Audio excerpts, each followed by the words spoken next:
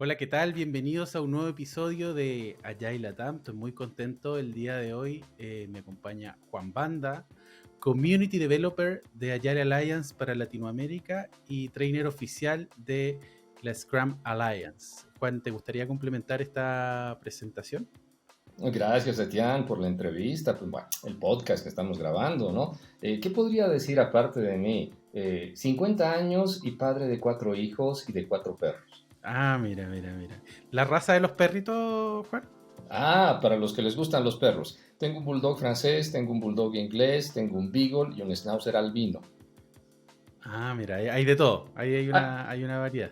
para todo gusto. Y tengo 2 hijas, 2 hijos de todas las edades, desde los 27 hasta los 17, así que también para todo gusto. Hay variedad, hay Ah, variedad. hay variedad. Mira, muy bueno. Bueno, y les voy a presentar de qué vamos a hablar el día de hoy. Estuvimos discutiendo ahí con Juan, oye, cuál podría ser un buen foco, un buen tema. Y el tema hoy se va a llamar ¿Les es Scrum como debió explicarse desde el inicio? Juan, ¿por qué Les es Scrum como debió explicarse desde el inicio? Excelente pregunta. A ver, creo que muy poca gente sabe que el Scrum se concibió como un wrapper de Extreme Programming. Si retrocedemos un poco en la historia, está Ken Beck y el grupo que trabajó con él para Chrysler en el proyecto C3, donde se acaba teorizando todas las prácticas técnicas que después se plasman en una docena de libros de la serie Extreme Programming. Entonces, ¿qué pasó en los años 90? Schwaber y Sutherland ambos venían de una comunidad de desarrolladores Smalltalk. Ellos no desarrollaban manos en la masa Smalltalk, pero Schwaber era un consultor que trabajaba con equipos de desarrolladores Smalltalk. Y había conferencias donde se reunían, la conferencia UPSLA, de lenguajes orientados a objetos, donde se reunía toda esta gente y se conocía. Entonces, en esa comunidad de Smalltalkers de orientación a objetos, comienza a aparecer esto de Extreme Programming. Schwaber, muy visionariamente, se da cuenta de estas prácticas y las va refinando, y junto con Sutherland, que aporta la visión ejecutiva, porque Sutherland era como el CTO de las empresas donde Schwaber trabajaba. Y ellos se movían empresa tras empresa, siempre en esas capacidades. Schwaber siendo el ejecutivo, Sutherland, perdón, al revés, Sutherland siendo el ejecutivo, Schwaber trabajando con los desarrolladores, empresa tras empresa. Y ahí van refinando Scrum, pero sobre la base de llevarse desarrolladores small talkers que hacían Extreme Programming. Entonces, cuando ellos comienzan a escribir los primeros libros, ahí ellos teorizan y dicen, Scrum es un wrapper que envuelve Extreme Programming. Sobre las prácticas técnicas que te propone Extreme Programming, tú pones las prácticas de proceso, de roles, de eventos que te aporta Scrum y todo queda más refinado. Y comienza a funcionar. Entonces, ¿qué ocurre con el correr de los años? Se escriben los libros de Scrum, los segundos libros, los terceros libros, se crea la certificación CSM, se funda el Scrum Alliance y poco a poco se va perdiendo esa definición de que tienes que tener prácticas técnicas sólidas para encima hacer Scrum. Parte de eso es porque Scrum se acaba exportando fuera del software, pero en los equipos que siguen haciendo software, Scrum se introduce, pero se olvida Extreme Programming. Extreme Programming no tiene certificaciones, Extreme Programming no tiene una máquina publicitaria y se va olvidando. Y entonces, ¿qué ocurre? Años después, cuando viene Buzz Bode y Craig Klarman, ellos comienzan a tratar de hacer Scrum, ellos sí eran desarrolladores, eran development managers de empresas grandes, ellos se dan cuenta de que Scrum no funciona, está vacío al centro. Y comienzan a buscar en la historia y se dan cuenta de que nos falta Extreme Programming. Y entonces ahí es como rescatan todo lo técnico que te aportaba Extreme Programming y ahí es que, bueno, empieza a funcionar considerando en el centro de la ecuación a los desarrolladores. Y miren qué pasa, ¿no? Es difícil hacer un cambio sustancial solamente con buenos managers y pésimos desarrolladores. O sea, si tienes liderazgo eficiente, pero los que hacen el trabajo no van a la par, difícilmente vas a obtener un cambio. Entonces, ¿qué te propone LES? Lo mismo que Scrum originalmente. Podías tener éxito con Scrum sobre la base de excelentes desarrolladores Smalltalkers que hacían Extreme Programming. Entonces, LES, por eso es Scrum, como debió explicarse desde el principio. Desde el principio debimos interpretar que LES es una, igual que Scrum, una mejora procedimental. pero sobre una base técnica firme, mejorando lo procedimental, el comportamiento, la comunicación, con grandes falencias de conocimiento en lo técnico, igual no vamos a lograr mejoras sustanciales. Muy bueno, Juan. Ahí mencionaste algunos nombres como el de Larman y Borel, que son los creadores del LES, ¿no? Que nos pasaron ahí en la vuelta. Y también qué interesante lo que traes de que carecía de algo, empezó a carecer de algo el framework, y en algún minuto ellos quisieron, vamos a rescatar algo que no estaba pasando, y lo vuelven a unir, a juntar, ¿no? Como a repaquetizar, lo que te entiendo que pasó, ¿no? Exactamente así, porque les hace como un redescubrimiento histórico de dónde viene todo este movimiento, de los orígenes mismos que vienen del software. Pero aparte de eso, en el camino, Bode y Larman se dan cuenta que, qué bien, o sea, Scrum te aporta principios de transparencia, inspección, adaptación, 5 valores y ahí está, ¿no? Pero no te dice más. Entonces ellos se dan cuenta y dicen, ok, dentro de LES nosotros tenemos que tener principios más amplios, más firmes, más sólidos. O sea, sin criticar los buenos principios de Scrum, ¿cómo podemos hacer que estos principios sean más aplicables a la vida real? En el camino descubren Systems Thinking, pensamiento sistémico, que es algo que viene propuesto desde la quinta disciplina de Peter Senge. Entonces, ese es uno de los principios de LES. En el camino, excelencia técnica. Uncle Bob Martin ya venía escribiendo libros de Clean Code y luego evoluciona hacia Software Craftsmanship.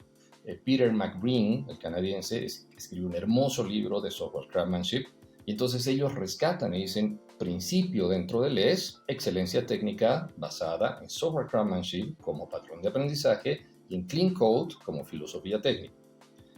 Miran más allá y dicen Lean Thinking, y ahí encuentran los libros de los Popendijk, Meriton. Entonces leen los libros de los Popendijk y les parece genial y dicen Lean Thinking, hay que tener Lean Thinking. Entonces les incorpora Lean Thinking como parte de sus principios.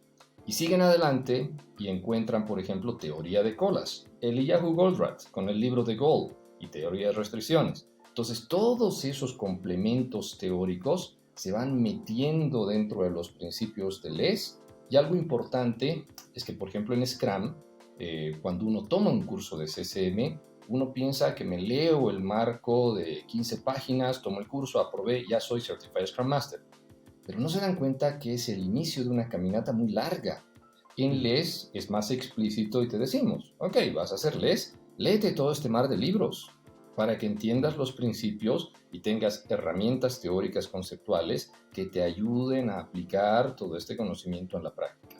Entonces, si bien LES conceptualmente es simple como Scrum, conceptualmente también viene complementado con otras teorías, con otros paradigmas, con otros libros que le sirven de ello. Bueno, algo que muchas gracias por compartir, algo que había olvidado mencionar, que tú además también eres trainer oficial de LES también, por eso también existe este background y cómo conectas también ambos conocimientos, y también para traerlo a cosas que quizás sean más conocidas o podamos ir relacionando, que Scrum está hecha para un equipo, Scrum está hecho para que trabaje un equipo, y les amplía esa visión a más de un equipo, ¿no? Entraría en lo que hablamos de marcos de escalamiento, ¿no? Cuando queremos trabajar con múltiples equipos. ¿Y en qué se diferenciaría ahí, o cómo lo ves tú, que se diferencia Scrum con o sea, LES con Scrum at Scale, con Safe, con otro framework? Otro framework de escalamiento o algo similar? Esa es una excelente pregunta y la verdad, voy a ser sincero, nunca estudié SAFe, nunca estudié Scrum at Scale, nunca estudié los otros marcos de escalamiento porque nunca necesité estudiarlos, la verdad.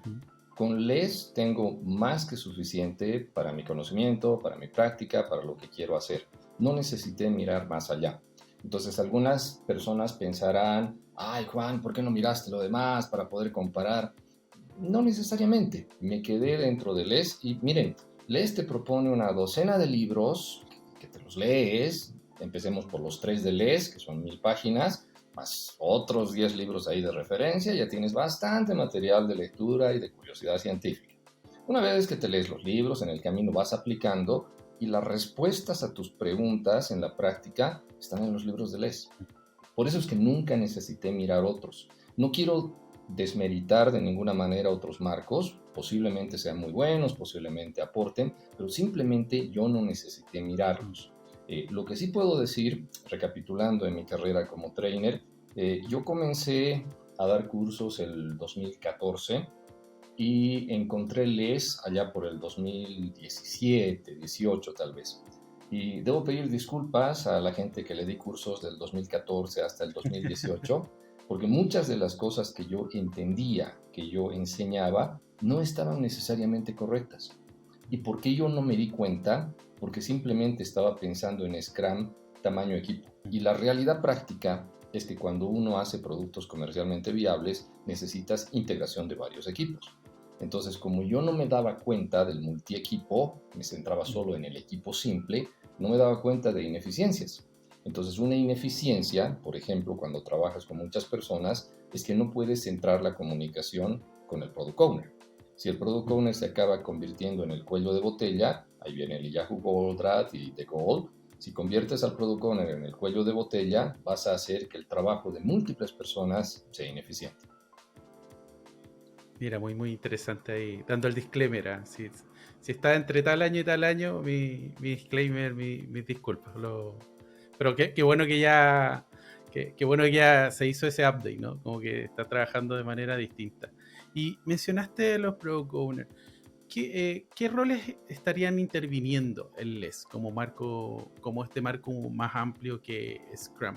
¿Cuáles serían los roles, algunas diferencias con Scrum, algunas similitudes? Bueno, los roles son básicamente los mismos, son Product Owner, Scrum Master, Developers. No hay mayor cambio de roles, pero sí hay un cambio de interpretación de roles. Entonces, miren, muchas veces nosotros tendemos a pensar que hacemos software por contrato. El cliente ya sabe lo que quiere, ya sabe lo que necesita, ya conoce todos sus problemas, solamente le va a decir al Product Owner qué es lo que se necesita y el Product Owner obedientemente va a escribir historias, ¿no? Documentos, y luego se las va a pasar a los desarrolladores y los desarrolladores leen y programan, leen y programan, leen y programan y así. Esa interpretación errónea, ¿sí?, es la más popular de Scrum, ¿sí? El Product Owner como corre ve y dile, escritor de historias, los desarrolladores como obedientes esclavos tecnológicos que hacen lo que dicen las historias, y el Scrum Master como capataz que hace que todo funcione, ¿sí? Esa es la interpretación tristemente errónea. Por el otro lado, nosotros en Les concebimos que el cliente tiene un problema. ¿Sí? Tiene un problema, tiene una necesidad. Así como un paciente viene ante un doctor con una dolencia, viene con síntomas. Pero el paciente, lo mismo que el cliente, no se pueden autoprescribir. ¿Sí? O sea, el paciente no puede decir, doctor, tengo meningitis. No, te tengo que hacer análisis. Tengo que examinarte. Tenemos que hacer muchos tests para diagnosticar qué es lo que tienes. Podría ser desde meningitis hasta migraña, cualquier cosa. Entonces, lo mismo. Viene una empresa, ¿sí?, y en nuestra capacidad de consultores, porque para eso nos consultan, ¿cuál es el problema? ¿Qué es lo que estamos tratando de resolver? Y la figura del Product Owner es estratégica, ¿sí? Pero miren qué pasa, un Product Owner no puede proponer una solución tecnológica porque simplemente no tiene todo el conocimiento tecnológico. Y si pensamos en un producto comercialmente viable, no es un producto solamente que involucra tecnología, involucra marketing, involucra finanzas, involucra logística, etc. Entonces el Product Owner va con el equipo y les dice, bueno gente, aquí está el cliente, que nos cuente su problema. Gracias cliente, ahora pensamos. Y con el equipo debatimos, ¿qué es lo que nosotros podríamos ofrecer como solución? Entonces alguien de software dice, hagámosle una aplicación móvil. Y alguien de finanzas dice, pero ¿para qué una aplicación móvil? Tal vez lo que necesitamos es un portal. Y alguien de logística dice, no, está bien en el portal, pero acuérdense que lo que el cliente vende es tal cosa, necesitaríamos otro tipo de solución. Entonces, como equipo, conceptualizamos la solución más barata posible, más realizable que podamos ofertarle al cliente. Entonces, miren qué pasa. Dentro de LES, nosotros elevamos la concepción de mero desarrollador de técnico que codifica backend o frontend a desarrollador de soluciones, a desarrollador de producto. Y entonces ese producto es el que se propone al cliente. ¿Qué hace el Product Owner? Traza la visión, es el soñador del equipo, es el estratega del equipo, más no es el que dicta las órdenes. ¿Qué hacen los desarrolladores? Personas productivas, proactivas, que proponen soluciones dentro de su campo de conocimiento. Entonces, por eso también, por lo que acabo de mencionar, es que LES es difícil, porque LES te invita a pensar, LES te invita a hacer más, LES te saca de este molde, muchas veces cómodo, en el cual nosotros caemos, de que, yo solo soy codificador backend, a mí me dicen en un papel que quieren que codifique y ya está. Entonces, por eso es que LES a mucha gente no le va a gustar, porque te saca de eso, y a otra gente le va a encantar, porque van a decir, al fin libertad, puedo expresar mi opinión y mi creatividad. Mm. Muy bueno eso que traes. Claro, culturalmente imagino que habrán diferencia entre una compañía y otra y qué tanto puede adoptar esa nueva manera de verlo. Juan, ¿y cómo se vería si hiciéramos un pequeño overview, resumen de cómo se vería un ciclo? Si tenemos ciclos, no sé, cómo desde el inicio, desde que nos llega una idea hasta que eso se convierte en algo, servicio o producto. Muy buena pregunta. A ver, cuando trabajamos con un cliente, lo primero que hay que identificar es qué áreas tiene este producto. ¿Sí? Este producto es una aplicación, pero necesitamos tal vez gente que sepa de finanzas, gente que sepa de logística, gente que sepa de marketing. ¿Qué necesitamos? En función de eso se estructuran equipos. Habrá un equipo de desarrollo de software, habrá otro de finanzas, habrá otro de lo que quiera que sea. Y una característica de LES es que siempre pensamos en pequeño. No voy a traer 25 personas de finanzas, voy a traer 3 personas de finanzas. Una de ellas va a ser Scrum Master. Voy a traer 4 personas que desarrollan software. Una de ellas será Scrum Master. Voy a traer 3 personas de logística y así. Pero cada equipo está representando un área diferente del producto. Consecuentemente, el Product Backlog, representado en una hoja de cálculo, va a tener filas que representan los ítems que se tienen que hacer y se puede filtrar por logística, por marketing, por lo que quiera que sea. Entonces, cuando nosotros hacemos sprint planning, está el product owner y un representante de cada equipo y se discute qué va a hacer en este sprint su equipo. Entonces viene alguien de marketing y dice, a ver, nosotros 3 de marketing en estas 2 semanas, ¿qué quieren que hagamos? Vamos a hacer esto, esto, esto. El de logística viene y dice, nosotros de logística, ¿qué vamos a hacer? Los de software, ¿qué vamos a hacer? En esta reunión, llamémosle Sprint Planning parte 1, se decide qué va a hacer cada equipo. Luego se termina el Sprint Planning 1, que debe durar menos de una hora, y vamos al Sprint Planning 2. En el Sprint Planning 2, ese representante vuelve con su equipo nativo y les dice, bueno, gente, a nosotros de software nos toca hacer esto en este sprint. A los de hardware o a los de otro equipo les toca hacer esto, bla, bla, bla. Y ahí se planifica como se planificaría un sprint común y corriente. Ya para el segundo día del sprint, daily. Entonces los daily son descentralizados. Los de software, 3 o 4 personas, hacen su daily a la hora que les toque, a las 9 de la mañana. Los de marketing a la hora que les toque y así. Digo a la hora que les toque porque se abre la posibilidad de que los de marketing estén en México, los de software estén en Chile y así, distribuidos en países, de ser necesario. Entonces, ¿qué ocurre? Se llega al final del sprint y cada equipo tiene algo que presentar. ¿Sí? Se tiene algo que presentar. Me olvidaba mencionar que en el Sprint Planning 1 se debe definir el Definition of Done para cada equipo. Entonces, no es lo mismo un Definition of Done de marketing que un Definition of Done de software. En software yo quiero que dentro del sprint se llegue a poner en producción tal cosa que yo me pueda descargar e instalar en mi celular. En marketing yo quiero lo que sea, quiero estadísticas, quiero un plan, quiero que se haya entrevistado personas, quiero un grupo focal, lo que quiera que sea, pero tiene un definition of done.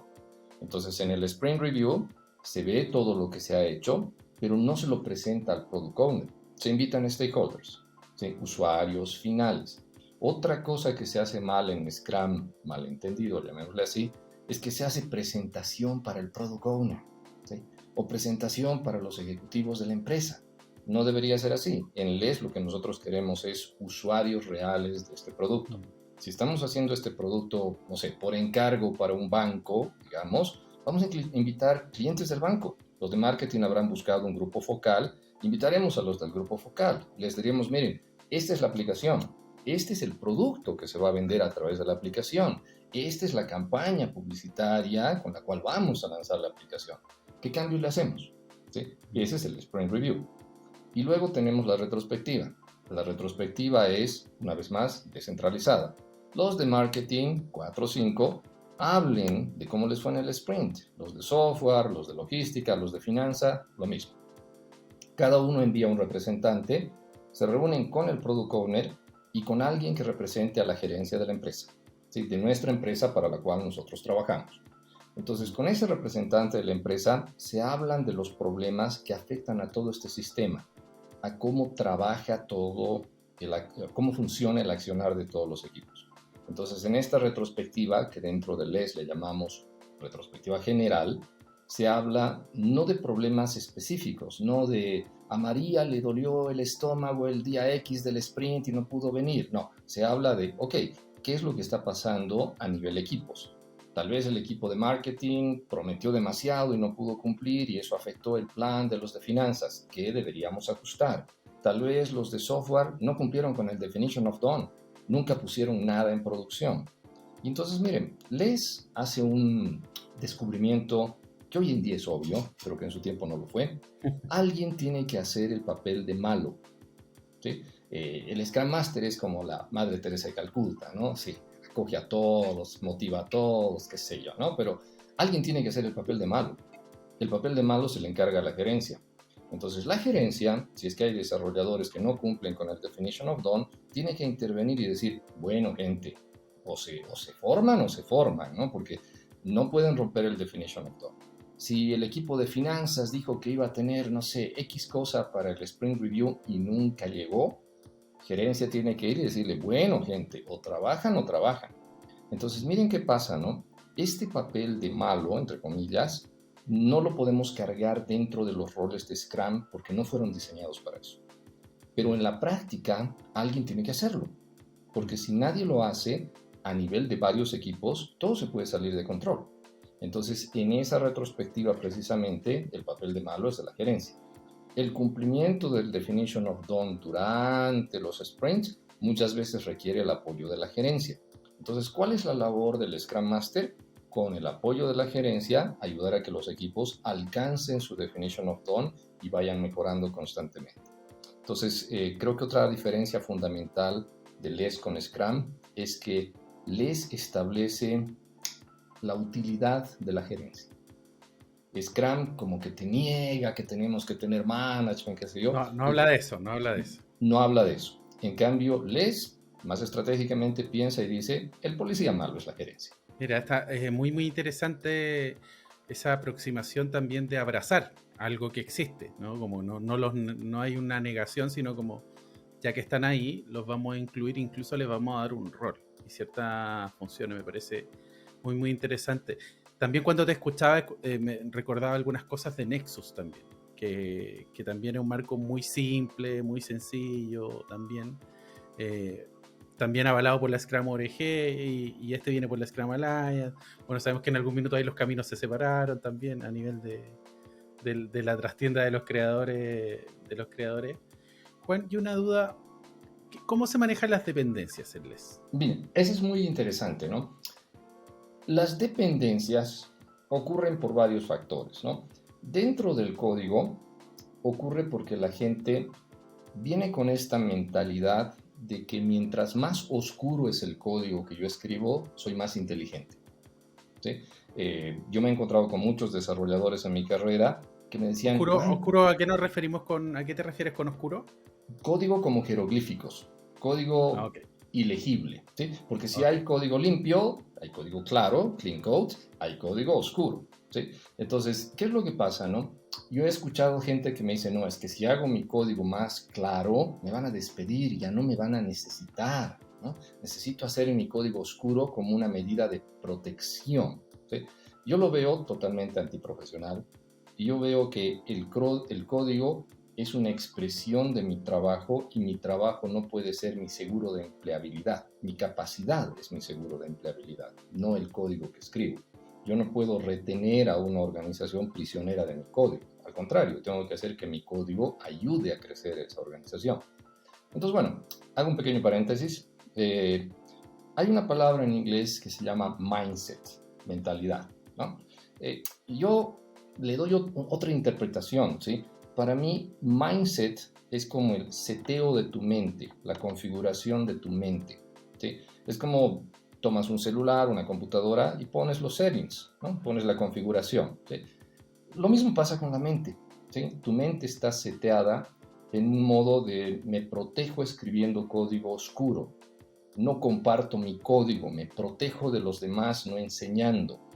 Si a los demás les costó aprender, a mí también me costó, yo no ayudo a nadie, ¿no? Me protejo siendo individualista, me protejo creando mi propia rama y trabajando con mi código ahí en solitario y que nadie me moleste y después veo cómo integro.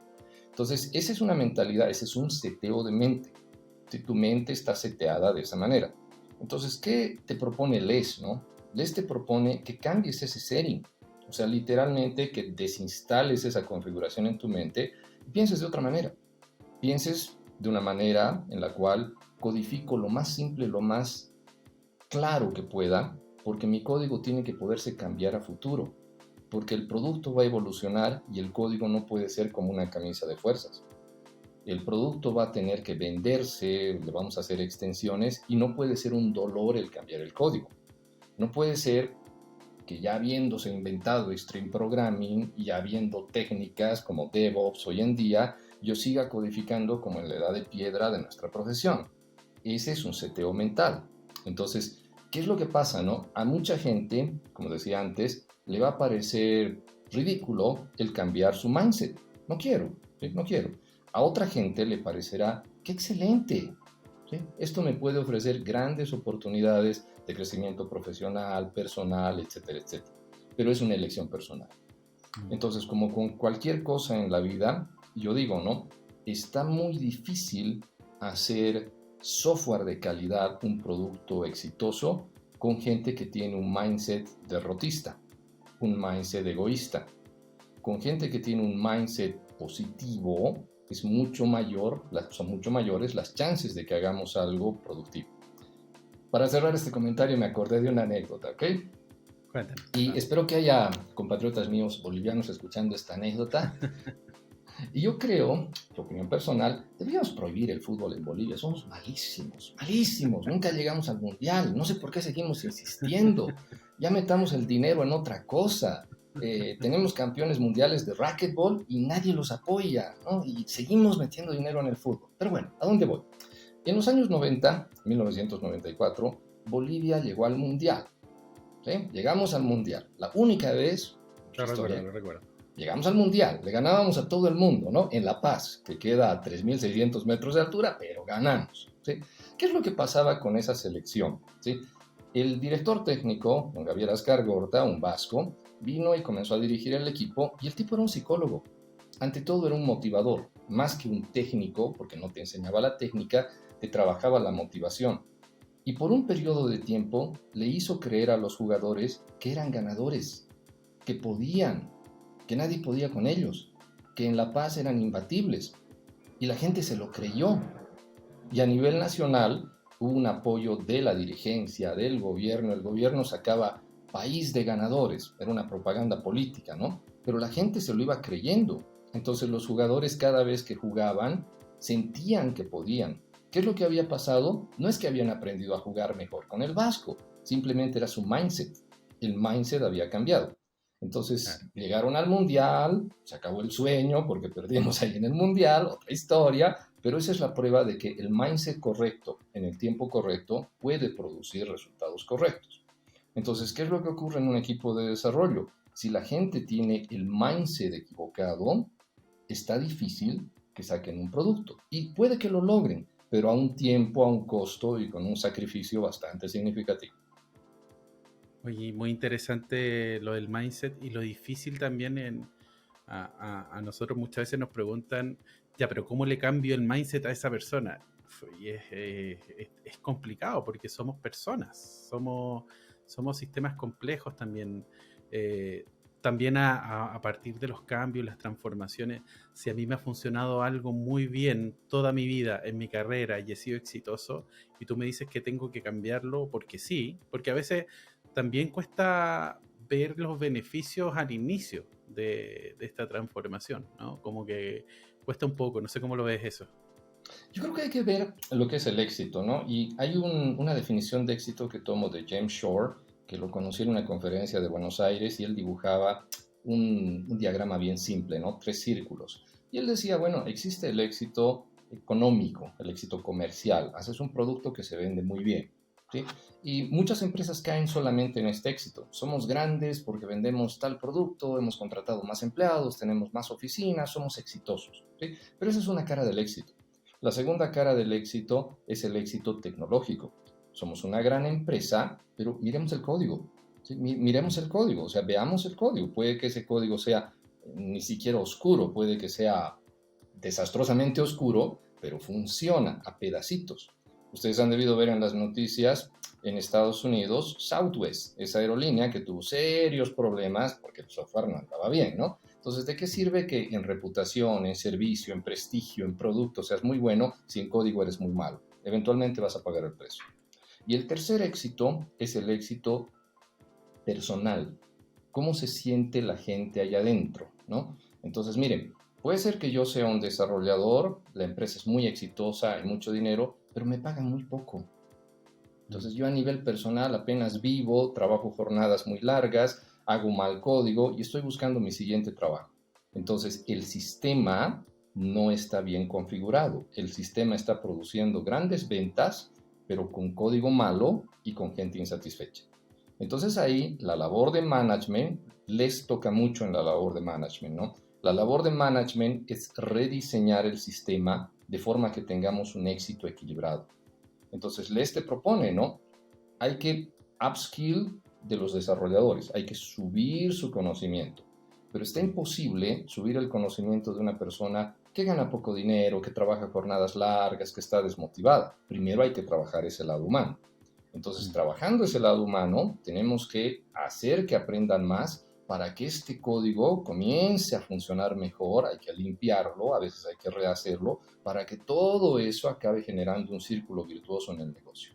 Creo que también hay que pensar que las empresas se inventan no para que tengan éxito solamente este año y desaparezcan. El código es lo mismo. El código no se escribe para que corra ahora y desaparezca en un mes. El código se tiene que escribir a la larga, ¿sí? Para que sea de largo aliento, para que esté funcionando varios años sin mayores problemas. Muy interesante lo que traes también a propósito de verlo en múltiples dimensiones y también lo conectado un poco eh, con la rotación de repente que existe entre una compañía y otra, y que la gente no sé por qué no se queda conmigo, no sé por qué solo estuvo unos minutos y ahora ya se fue. También lo conecté un poco como al verlo de manera completa, estoy generando condiciones para que esa persona se pueda desarrollar conmigo y no solo me desarrollo yo como compañía. Muy, muy bueno eso, Juan. Te quería preguntar, por otro lado, tenemos otros frameworks y métodos ágiles. Tenemos Kanban, tenemos Scrumban, tú también mencionaste XP. ¿Cómo conversa Les con esas otras formas de trabajar? O incluso con Cascada, a lo mejor hay algún proceso tradicional que también yo lo quiero incluir. ¿Cómo lo aborda Les? Creo que, a ver, ante todo hay que ser coherentes, ¿sí? Coherentes, pero también de mente abierta. Entonces, claramente Les tiene una pata bien afianzada en el lado técnico. Entonces, claramente Les va a convivir bien con Extreme Programming, con Software Craftsmanship, con Clean Code, con el movimiento DevOps. Claramente Les va a convivir muy bien con eso. Les no va a convivir con cosas que promueven desperdicio, como Cascada. ¿Sí? Cascada, yo siempre digo, ¿no? No es que Cascada sea en esencia el demonio, o sea, malo, no, no, no. Lo que pasa es que Cascada es tremendamente costoso, tremendamente ineficiente. Mucha gente no sabe, pero Cascada acaba saliendo del entorno militar estadounidense de los años 70, de Lockheed Martin. Entonces, en Lockheed Martin, el modelo de desarrollo que acaban siguiendo era cascada, ¿no? O sea, ni siquiera le llamaban cascada, pero era dividido en fases. ¿Por qué Lockheed Martin podía hacer eso? Porque hay dos grandes contratistas militares, dos, es un monopolio de dos. Y como contratista militar, desarrollas software en un ambiente no competitivo y con trillones de dólares de budget. En el sector civil no tenemos esas condiciones. Entonces, si utilizamos Cascada en un banco y Cascada te acaba costando millones de dólares y sale en un año, no te quejes. Simplemente acabas de copiar Lockheed Martin, ¿sí? Acabas de copiar la fuente errada.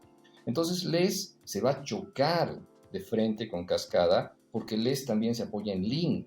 Y en Lean nosotros queremos evitar desperdicios. Entonces, la filosofía de LES va a chocar con Cascada. Kanban, ¿sí? Hay una raíz común. Vienen del movimiento del Toyota Production System.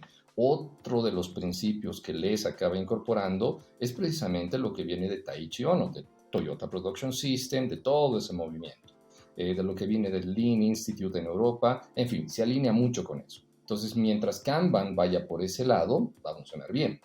¿Qué he visto yo, no? Muchas veces la gente interpreta Kanban igual Jira o Scrum igual Jira. LES se choca con Jira, ¿sí? LES se choca con Jira porque ve que la gente se confía demasiado en una herramienta y cree que la herramienta igual a ser ágil. Entonces, LES te recuerda que no, la agilidad es otra cosa, no es comprarte Jira y hacer que todos usen. Eso no es. Entonces, LES obviamente se va a chocar con esas cosas. Entonces, miren qué pasa, ¿no? Al final, LES en los libros, en la teoría, ya se descubrió con qué mezclar. Por eso es que existen los principios de LES, ya hay bibliografía recomendada, etcétera, etcétera. Puede que a futuro se escriban muchos mejores libros, qué sé yo, ¿no? Pero de momento ya hay como una lista de con qué podrías mezclar LES. Entonces, antes de ponerte creativo y pensar, mezclo LES con OKRs, no, mejor léete los libros que LES te recomienda, que ya tienen suficientes herramientas. Muy bueno, Juan. Y en tu experiencia, ¿cuál es, si, por ejemplo, alguien que nos está escuchando dice, me interesó, voy a estudiar, me voy a estudiar todos estos libros también que vienen asociados y el día de mañana voy a empezar a implementar, voy a empezar a buscar cómo traerles a mi compañía? ¿Qué recomendarías tú? ¿Qué consideraciones en base a lo que has aprendido en este tiempo? Creo que LES, a diferencia de las otras cosas, en LES comienzas leyendo los libros. Así de simple. O sea, y a mucha gente no le va a gustar porque va a decir, no, es que yo quiero un curso de 2 días nada más y mañana empiezo a aplicar LES. No, no, o sea, no. Sí, o sea, sí puedes hacer el curso, desde luego que sí, bienvenidos todos los que quieran hacer el curso, no hay problema, ¿sí? Buscamos a Juan y hacemos el curso con Juan también. Exactamente, pero yo creo, a ver, un poquito de paréntesis, ¿no? Yo creo que hay algo que se llama capitalismo sustentable, ¿sí? Yo me considero, me autodefino como una persona profundamente capitalista, pero creo en la autosustentabilidad. No creo en que se trata de depredar, ¿sí? Entonces, una forma depredadora es simplemente decirle a la gente, tienes el curso y haces LES mañana. No, tienes que decirles, gente, léete el libro, léete los libros, o sea, no hay otro camino, ¿sí? Te lees los libros, vienes al curso, etcétera, y ahí te va a funcionar mejor. Entonces, obviamente, ese es un tiempo, ¿sí? Obviamente, esa es una inversión, pero es una inversión que estás haciendo en ti mismo, ¿sí? Y ahí es donde se viene sustentable, se vuelve sustentable, porque las personas que siguen el camino y leen, se informan acerca del LES, están subiendo su conocimiento, están haciendo ese upskill. Consecuentemente, saben más, consecuentemente pueden opinar más, tienen mayores herramientas y su valor como profesional individual obviamente que sube. Entonces, a eso apunto yo, a gente que haga ese upskill, esa subida general de conocimiento, que haga crecer más, y ese es el mercado que va creciendo y que se vuelve más sustentable. Juan, ¿dónde podemos aprender más de LES? ¿Cuáles son fuentes oficiales? ¿Dónde están estos libros que nos comentan? ¿Quiénes son esos autores? Bueno, los autores, a ver, y esta es una opinión totalmente subjetiva, no es la opinión de Juan. Yo creo que hay muchos malos libros de Scrum. Así de simple, hay muchos malos libros de Scrum. ¿Por qué son malos? Son malos porque se escriben desde la teoría solamente. O sea, yo no tengo nada en contra de la gente súper creativa que escribe una teoría y la propone. Eso está muy bien. Pero tiene que haber el contrabalance. Tiene que haber gente que toma esas teorías, trata de aplicarlas en la práctica y te cuenta qué pasa. Entonces, eso es lo que ustedes van a encontrar en los libros de Les. Si ustedes están pensando que van a encontrar que en Les te propone 5 roles más o 3 reuniones más, no van a encontrar eso. Ustedes van a encontrar que en Les trataron de aplicar Jira y Jira no les funcionó. Por esta razón, mejor pruebe hojas de cálculo. Ustedes van a encontrar que en Jira les va a decir no se salten los dailies. En lugar de saltarse los dailies, en las retrospectivas vea cómo mejorarlos. Te va a decir toneladas de esas cosas, pero siempre sobre Scrum y siempre experiencias en las cuales se han aplicado y qué ha pasado. Les también tiene esta otra cosa que yo veo muy positiva. Les te dice no intente esto. Nosotros ya lo intentamos por varios años, no funcionó. Entonces Les es como cuando uno le dice a sus hijos adolescentes, no bebas, no fumes. Te dicen, pero ¿por qué? Soy diferente, soy libre, no sé qué, ¿no? Lo La voy a misma hacer es, igual. no voy a ser igual, a mí un cigarrito no me hace nada, ¿no? No te va a ayudar, a la larga no te va a ayudar. Entonces, Les te dice eso en los libros. Los 3 libros fundamentales los buscan en Amazon, qué sé yo, son de Craig Larman y Buzz Body. El sitio web es les.works. Ahí tenemos esas fuentes oficiales. Y en el Hasta sitio acá, web ¿sí? van a encontrar también la lista de libros que ellos recomiendan para quien quiera ser trainer de Les. De ahí yo saqué la bibliografía de los libros que empecé a leer. Entonces son como no sé, 10, 12 libros, algo ahí, que son los libros que ellos se leyeron y sobre los cuales teorizaron más. Entonces lo que decía antes, ¿no? El Yahoo Goldratt, van a encontrar los Popendi, ahí está la lista. Muy buena referencia. Les recuerdo que vamos a dejar todas estas referencias también, las vamos a dejar nosotros por cada capítulo del podcast, escribimos un artículo en nuestra web y dejamos todas estas referencias para que después las personas puedan ir a visitarlas. Puede que nos estén escuchando en este minuto por Spotify o nos estén viendo en YouTube también. También, todas las referencias, toda la información la vamos a dejar ahí con todo lo que nos ha mencionado Juan, que nos ha dado un montón de nombres, incluso nos llevó atrás en la historia para ver los orígenes. Muy, muy interesante, Juan. ¿Hay alguna pregunta que no te haya hecho el día de hoy? ¿Algo que te parezca interesante acerca del tema? Creo que eh, habría que hablar un poco de cuál es el futuro de los desarrolladores. Ok, vamos con eso.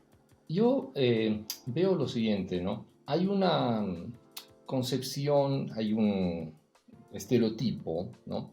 Que se vende mucho en Hollywood, qué sé yo, de que el desarrollador es así un nerd total, ¿no? Que se viste de negro, que le gusta la música heavy metal, ¿no? De los 80s, qué sé yo, que vive en el garaje con sus padres hasta sus 30 y algo, es asocial, etcétera. Y yo siempre digo, ¿no? ¿Por qué te tienes que comprar el estereotipo? Alguien me dirá, porque me describe, yo soy feliz así. Y yo pregunto, ¿no puedes ser más? ¿Es eso todo lo que puedes ser? ¿Te vas a quedar ahí? Eh, Tiempo atrás, años atrás, yo entrevistaba a una persona que respeto mucho, que se llama Sandro Mancuso, que él escribió un libro que se llama Software Craftsmanship. Y el cotítulo de ese libro es Profesionalismo y Orgullo. Entonces, yo siempre pienso que un profesional, lo que más tienes es tu orgullo, el orgullo de lo que conoces y lo que puedes hacer con ese conocimiento y de lo que eres como ser humano. Entonces, yo siempre digo, ¿no? Si estás orgulloso quedándote en ese estereotipo, ¿será?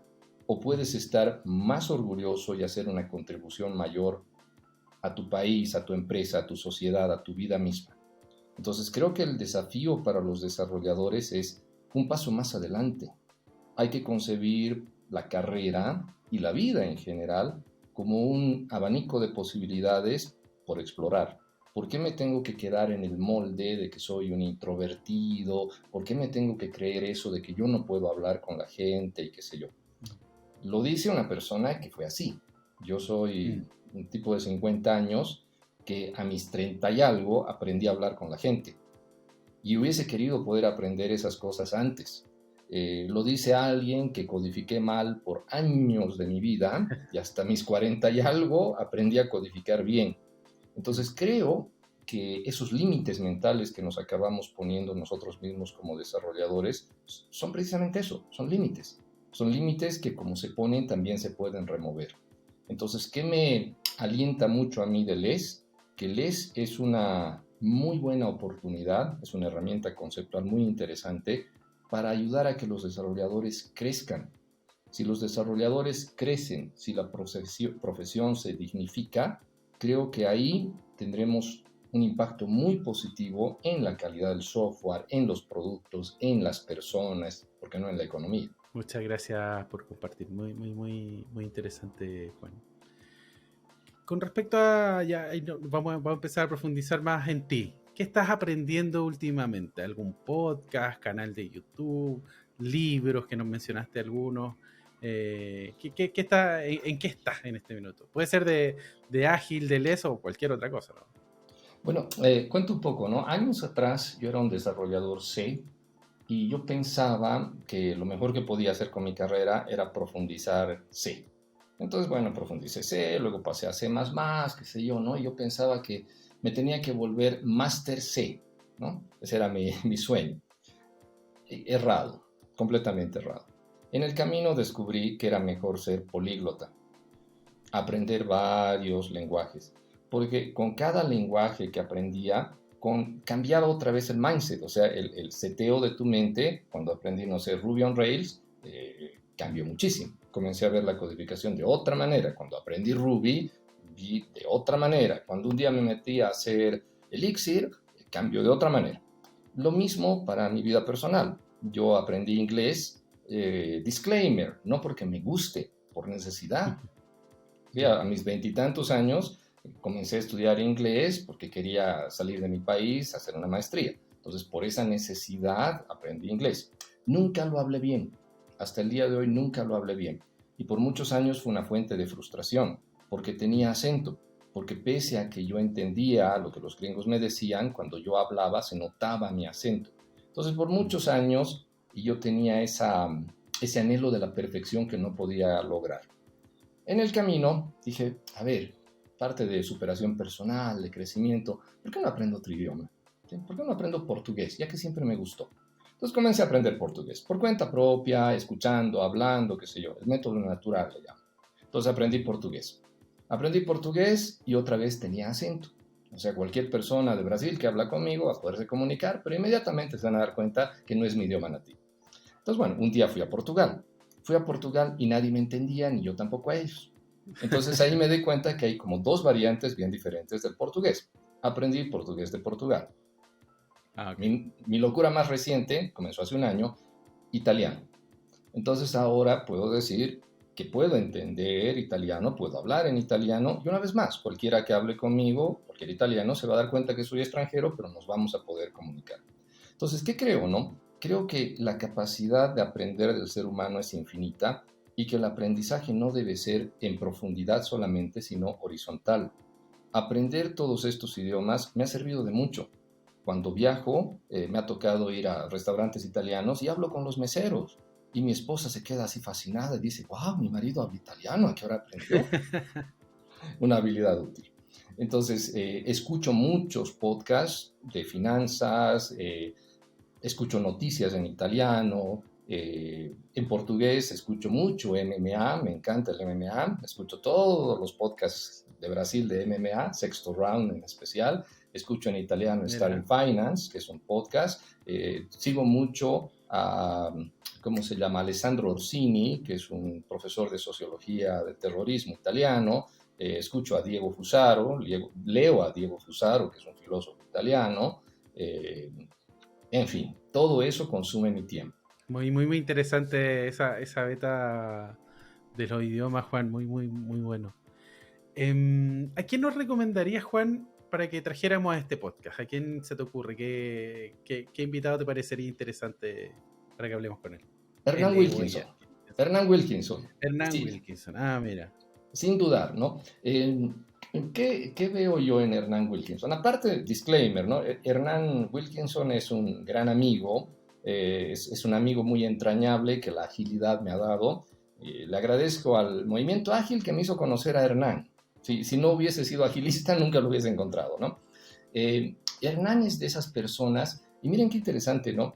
Hernán y yo somos personas políticamente en dos extremos, filosóficamente en dos extremos separados.